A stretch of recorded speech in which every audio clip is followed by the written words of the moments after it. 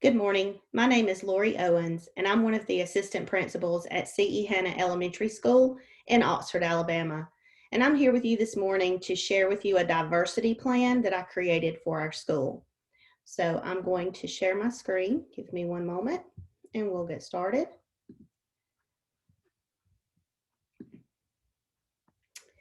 I will begin with the mission of Oxford City Schools. The mission of the Oxford City School System, the focal point of a growing diverse community, is to ensure the academic success of all students through a student-centered system of individualized instruction, highly qualified staff, exemplary facilities, and effective use of all resources. Next, I'll share our vision. Our vision is to be the leader in all aspects of education. From the time a child enters kindergarten until graduation, we want to provide the best instruction, extracurricular activities, facilities, and services, enabling our students to become productive, successful citizens. When creating a diversity plan, it is important to know the demographics of the student population. At C.E. Hanna, white students make up 50%, African American students 30%, Hispanic students 20%, and of that population, 60% of those students receive free or reduced lunch. And based on the current research, we are ranked number 12 in the state of Alabama in terms of public middle schools for diversity. So what is our goal? Our goal is to provide the best possible education for all of our students, regardless of race, gender, socioeconomic class, ability, religion, or sexual orientation. In order to achieve our goals, we have certain pillars that we have put in place that we think will help get us there.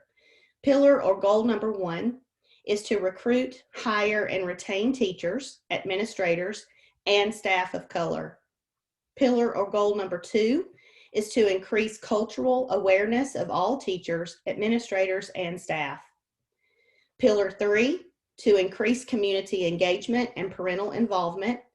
And Pillar 4, to increase student engagement and learning opportunities.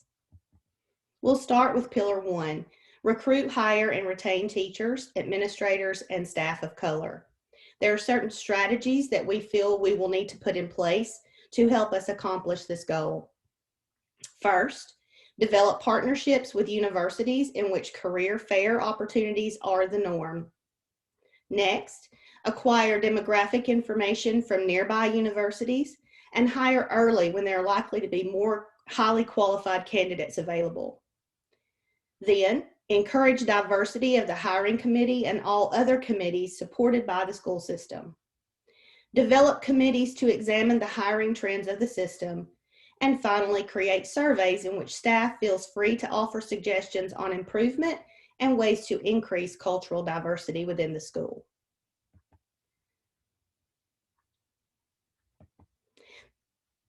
The next pillar, Pillar 2, is to increase cultural awareness of all teachers, administrators, and staff. We need to get to know the students on a personal level. Maintain consistent communication with every student. Demonstrate respect for every student despite cultural differences. Practice cultural sensitivity. Incorporate cultural diversity of the students in the classroom into the lesson plans taught by the teachers. Provide students with freedom and flexibility to present information from their own cultural perspective. Pillar 3, increase community engagement and parental involvement. Offer training for effective communication, survey families and stakeholders to determine their needs, provide clear information related to school policies, provide information about community outreach programs, invite extended family members to meetings, programs, etc. Encourage outside speakers to visit classrooms, especially when making connections to content. Provide resources such as translators as needed. Offer flexible meeting time schedules. Invite culturally diverse volunteers into the school. And encourage feedback from community members and parents on how to increase an appreciation of diversity within the school.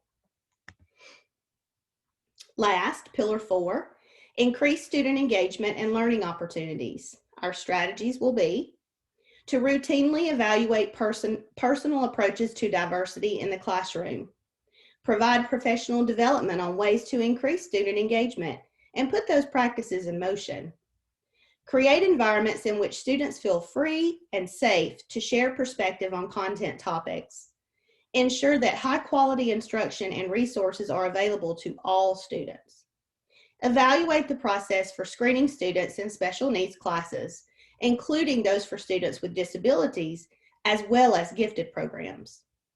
And last, provide opportunities for all students, regardless of cultural backgrounds, to participate in and become leaders of groups, such as student council. In conclusion, our goal is for students to feel safe and respected as individuals while providing resources and instruction from highly qualified staff members who value the diversity of our student population. And my final slide here is a list of the references that I used to put together the diversity plan.